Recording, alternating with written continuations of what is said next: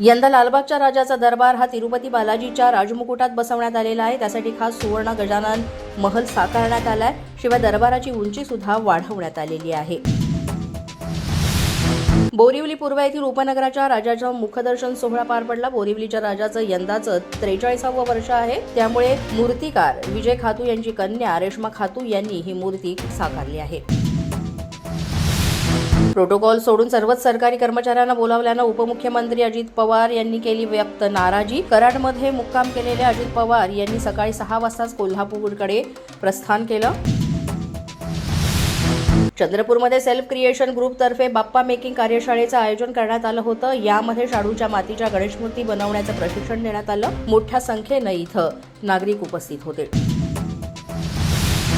जळगाव शहरातून हद्दपार करूनही घरी वास्तव्यास असलेल्या 2 सराईत गुन्हेगारांच्या शनीपेठ पोलिसांनी मुसक्या आवळल्या। तेजस सोनावणे आणि सागर सपकाळे असं सराईत गुन्हेगारांचं नाव। जळगावच्या नशिराबाद बस स्थानक परिसरात गेल्या काही दिवसांपासून भटक्या कुत्र्यांचा त्रास नागरिकांना सहन करावा लागतोय।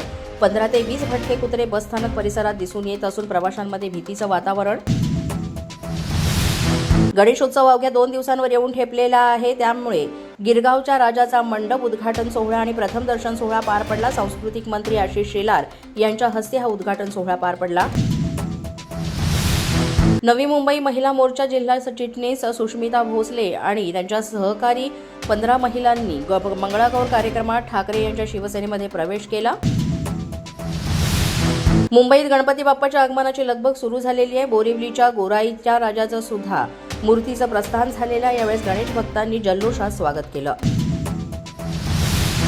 जळगाव जिल्ह्यातील यावल तालुक्यातल्या फैजपूर इथल्या हंबर्डे मार्गावर दुचाकीचा अपघात होऊन दुचाकी चालक जखमी झालाय। आमदार अमोल जावळे यांनी मदत करीत फैजपूर येथील रुग्णालयामध्ये त्याला दाखल केलं। पोलीस माझा न्यूजच्या या बातमीपत्रात आज इतकंच। तुम्हाला आमचं बातमीपत्र कसं वाटतंय याबाबत अवश्य अभिप्राय कळवा। यासाठी पोलीस माझा न्यूजचं YouTube चॅनल सबस्क्राईब करा। तसंच आमचं फेसबुक, इंस्टाग्राम आणि ट्विटर अकाउंट फॉलो करा।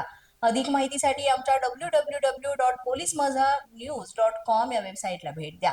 आमचे अधिकृत प्रतिनिधी व्हायचं असेल तर स्क्रीनवर दिलेल्या क्रमांकांवर आजच संपर्क साधा। आजच्या बातमीपत्रात इतकंच। पुन्हा भेटूया पुढील बातमीपत्रात। तोपर्यंत पाहत रहा पोलीस माझा न्यूज।